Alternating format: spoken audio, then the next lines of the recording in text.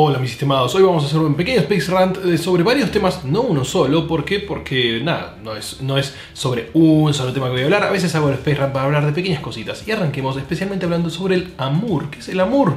Bueno, es la respuesta de Rusia, de Roscosmos, al Falcon 9 de SpaceX. Sí, un poquito tarde llegaron.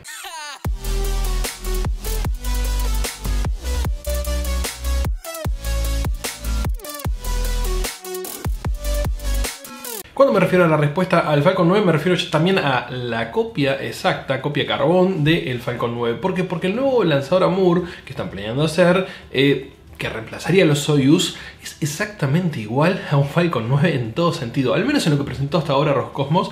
Sergei Rogozin, que es el director de Roscosmos, la agencia espacial rusa, es una agencia espacial estatal, tiene básicamente muy pocas opciones en este momento. ¿Por qué? Porque sus Soyuz no son precisamente muy económicos comparado con un Falcon 9, ni con un Rocket Lab, ni con ningún cohete de ese tipo, porque han quedado en el tiempo, son diseños viejos de los años 60, de hecho, podemos decir que el primer diseño es de los años 50, es decir, el R7 del Semyonka, que es básicamente el primer cohete que llevó algo al espacio. Era un cohete, un misil ICBM para lanzar bombas nucleares inicialmente, pero rápidamente convertido en algo más útil para lanzar al Sputnik, y de ahí en más todas las versiones que vinieron fueron basadas en el mismo diseño, pasaron después a ser utilizados como la única plataforma para enviar personas al espacio durante mucho tiempo. Cuando ya no tuvimos al transbordador espacial, quedó en eso. Pero estamos hablando de algo que súper probado, funcionan bárbaros, funcionan muy bien, muy pocas veces han tenido problemas, pero sin embargo quedaron viejos, obsoletos.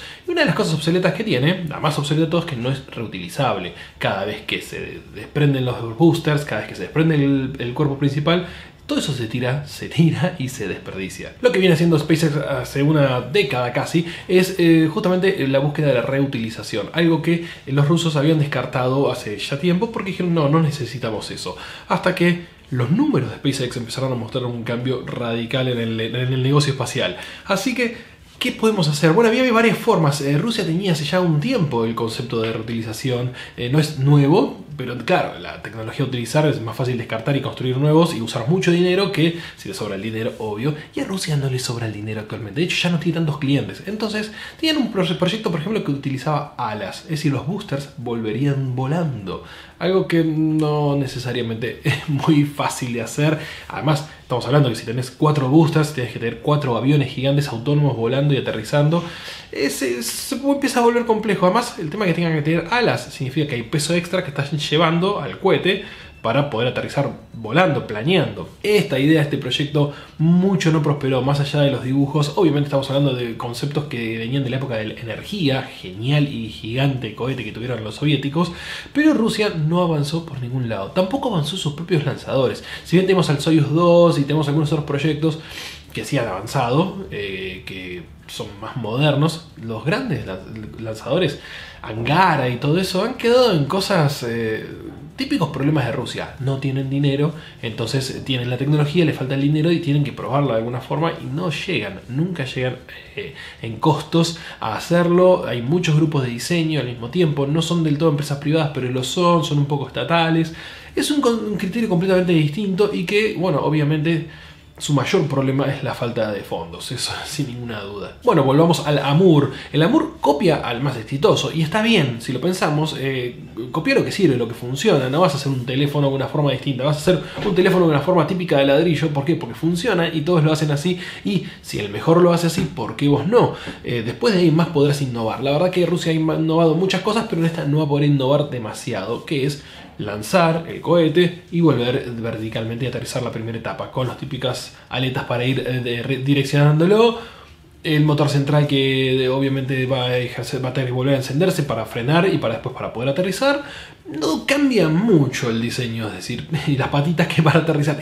El diseño es un Falcon 9 básicamente, pero cambian otras cosas, así que hablemos de los detalles que no son iguales a los de SpaceX. Para empezar, los motores del Falcon 9 utilizan RP-1 y oxígeno, lo cual es la combinación más común en cohetes, pero la nueva tendencia, nueva moda, incluyendo a SpaceX, es pasar a metano. ¿Por qué el metano? Bueno, el metano hay muchas razones para utilizar metano. Primero, que es más fácil de generar el metano, es bastante más fácil de purificar, aunque tiene menos densidad. Eso es un problema si se quiere, porque obviamente uno quiere meter más combustible ahí. Pero hoy en día existen muchas formas de congelarlo bastante, bajarle mucho la temperatura como para tenerlo casi criogénico o criogénico, y por ende ocupa un poquito menos de espacio. Eso da mayor rendimiento, pero además el metano, como dije, es fácil de obtener. Rusia en particular, generador de gas, vende gas a todo el mundo, es uno de los que más metano puede generar por su cuenta, así que combustible tienen para tirar al techo. No necesita pasar el proceso de refinamiento que requiere el RP1. El RP1 es una de las tantas cosas que sale de una gran refinación de combustible, es decir, sale la nafta, el gasóleo, todo eso, y un poquito muy elevado de octanaje es el RP1. Hay que refinarlo, filtrarlo y mucho. En cambio el metano es bastante más fácil de obtener, mucho más barato. No cambia mucho, tengan en cuenta que el precio del combustible en un cohete es lo menos relevante de todo. Los motores son los que importa, y es por eso que Roscosmos necesita un cohete que pueda recuperar, porque está gastando fortunas en tirar a la basura un montón de motores cada vez que despega un cohete. El metano además es un combustible que se puede fabricar en Marte. No tiene que ver esto con que Rusia va a llevar estos cohetes a Marte, no, para nada, olvídense, no es el objetivo, pero vos tenés que tener toda la experiencia para hacerlo. Rusia ya había practicado con motores de metano en algún momento, pero nunca los utilizó. Es decir, fueron los primeros en crear un motor de metano, lo probaron, pum pum, y quedó ahí abandonado. Así que tienen una cierta capacidad de conocimiento, o al menos escribieron algunos libros al respecto, algunos informes, y tienen de dónde sacar información. No es muy distinto, igual como funciona cualquier otro motor, básicamente lo mismo. Lo que pueden llegar a cambiar son también los inyectores, por ejemplo, un detalle ínfimo que de lo cual a nosotros nos excede completamente. Pero el hecho de que sea el combustible que todos van a empezar a utilizar, Blue Origin, SpaceX y ahora Roscosmos también, tiene que ver con justamente la idea de poder llevar en algún momento algo a Marte y tener la experiencia, no solo de producirlo, sino de utilizarlo. El Amur va a ser un cohete de unos 55 metros de alto, unos 4 metros 10 de ancho y unas 360 toneladas de peso. Sí, bastante cargadito. Pero el perfil de vuelo es igual al Falcon 9. Vamos a tener, lo que cambia es la distribución de motores. Tenemos 5 motores. De hecho, me recuerda más al Falcon 5. Falcon 5 es un cohete que nunca existió, que SpaceX iba a construir antes del Falcon 9, pero dijeron, no hay mercado para esto, seguimos para adelante y pasaron al de 9 motores. En el caso de Roscosmos decidieron para el Amur 5 motores. El motor central es el que más trabajo va a tener. La idea de ellos es que los motores puedan resistir 100 encendidos cada uno, es decir, súper reutilizable, algo que veremos si lo logran. Con 10 ya sería un récord, digamos, pero bueno, pues supongamos que logran los 100. Pero claro, el motor central tiene que poder encenderse y apagarse 3 veces por vuelo, es decir, primero en el despegue, después cuando baja la velocidad en medio de la caída y después en el momento final de aterrizaje. Significa que tiene que tener capacidad para 300 encendidos y apagados, lo cual es mucho para un motor, pero bueno, esa es la idea, el objetivo que tienen de obtener con sus motores. Los tiempos son el otro tema interesante aquí. Ellos planean 2026. 2026 ni siquiera es ni cerca ni es lejos. El tema es que 2026 ya los deja muy lejos de SpaceX. SpaceX va a tener para ese entonces 15 años de experiencia aterrizando cohetes y ellos van a tener 0. Es, sí, una desventaja muy importante. Pero bueno, también tiene que ver con las malas políticas que han tenido en los últimos años, rechazando la idea y recién ahora organizándose para hacerlo. De hecho, ni siquiera sabemos si la Amur va a funcionar o va a existir, porque políticamente Rusia es un poquito inestable en ese sentido. Vladimir Putin baja línea a Rogozin y bueno, a veces es una cosa, a veces la otra. Las promesas del director de Roscosmos han fallado casi siempre, pero tiene que ver mucho más que nada con la falta de presupuesto directo. Y además que tiene que distribuirlo a muchas agencias de diseño y no queda nada.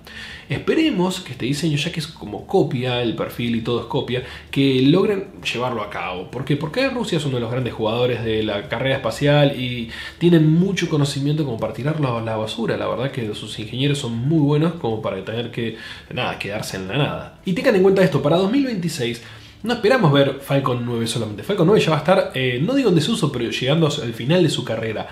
Vamos a estar viendo al Super Heavy con la Starship llevando cosas al espacio y llegando a la Luna, porque en 2024 ya deberían haber llegado a la Luna.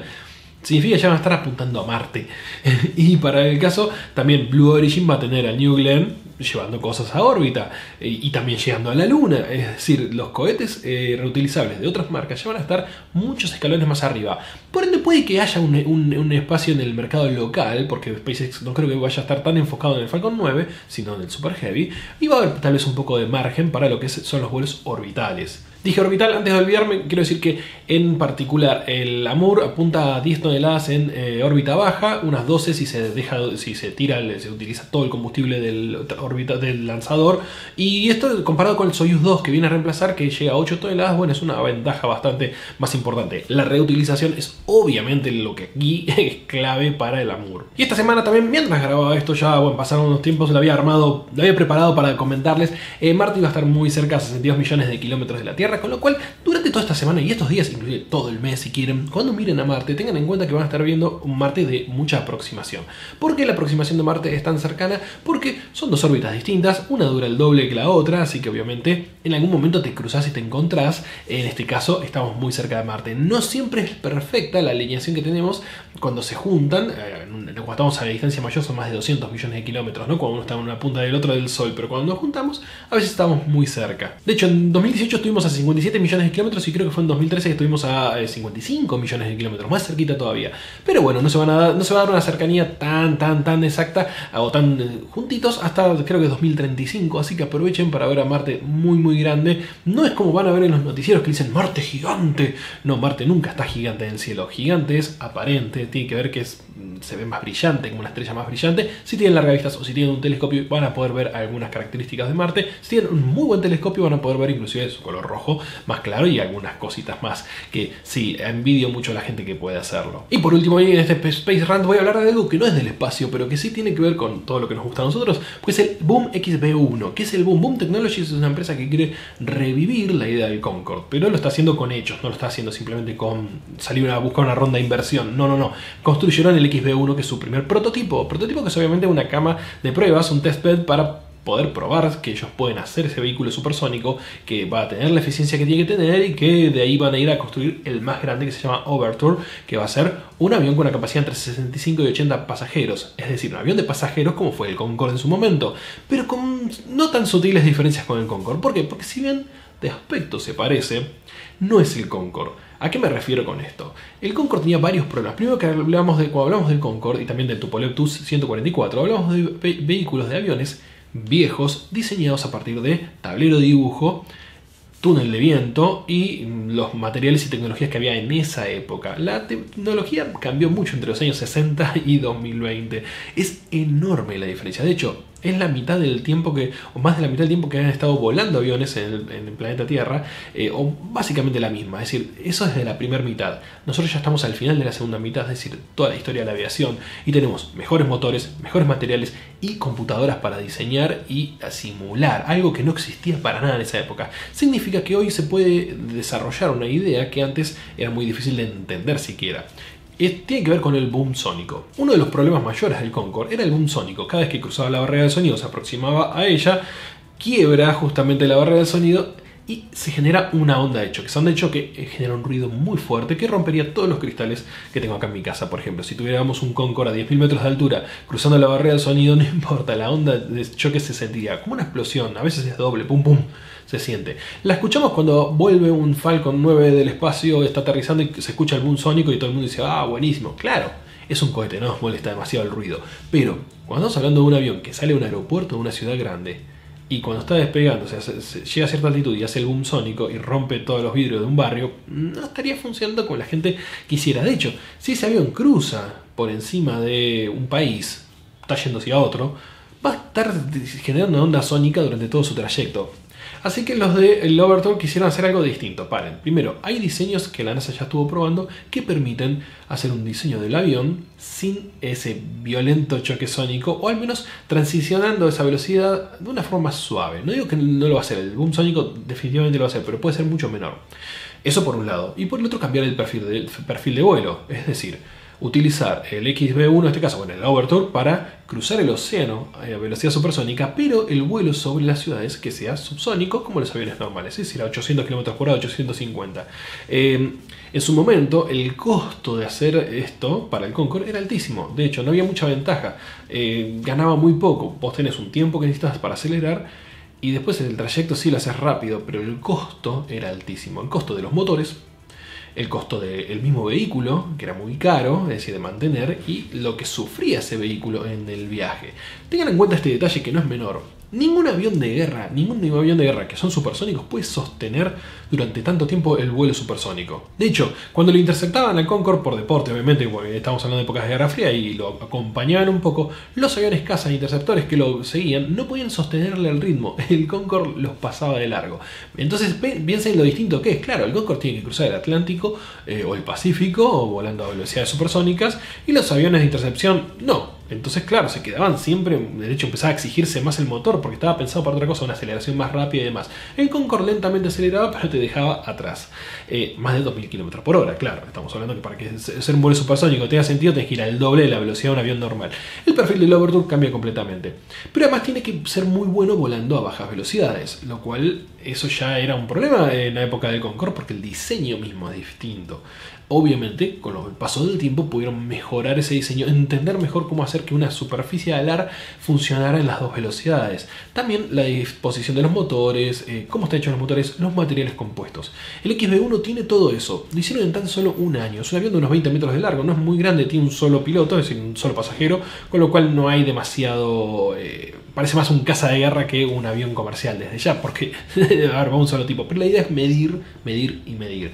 Usa 3 motores, en este caso son unos, creo que J85, pero están de Pratt & Whitney, pero están haciendo, o más bien cerraron un acuerdo con Rolls-Royce para desarrollar los motores del futuro Overture, porque se va a necesitar un poquito más de potencia. Los motores obviamente no ingieren el aire a la velocidad de supersónica, porque no podrían, se destruirían. Usualmente van cerrando las compuertas. De hecho, hay muy buenos videos explicando cómo funcionaba, por ejemplo, el SR-71 en ese sentido, porque era el máximo avión, más de 3.000 km por hora, 3 Mach 3 es otra cosa, y te explica justamente cómo era el tema de admitir el aire, bloquearlo para que entre a velocidad subsónica. Más allá de esos detalles técnicos que ya existen, ya se conocen, el tema es lograr que el avión sea que rinda para las aerolíneas. Hoy en día que estamos con el tema de los vuelos está bastante complicado, creo que es como muy jugado pensar, pero los de Boom Technologies consiguieron fondos porque gracias a SpaceX, es decir, vamos a aclararlo, SpaceX fue una de las empresas que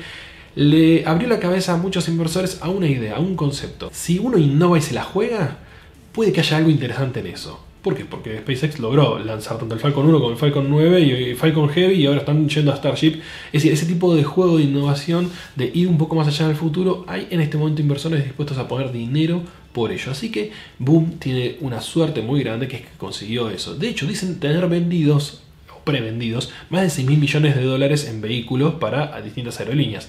No sé si están así, pero piensen que este tipo de vehículos también da para vuelos privados. Si el costo de un avión de este tipo está a la altura de un avión normal, estamos hablando no hay un Airbus o un Boeing, pero al menos un avión de otra característica un poco menos, un poco más viejo, pero digamos que el costo no es tan elevado, puede tener mucho mercado. Porque ahí sí cambia completamente el esquema. Es decir, el Concorde es mucho más caro. Pagar un pasaje de Concorde es como decir hoy en día que te dijeran $20.000 por hacer ese trayecto. Ok, lo hacías en 4 horas.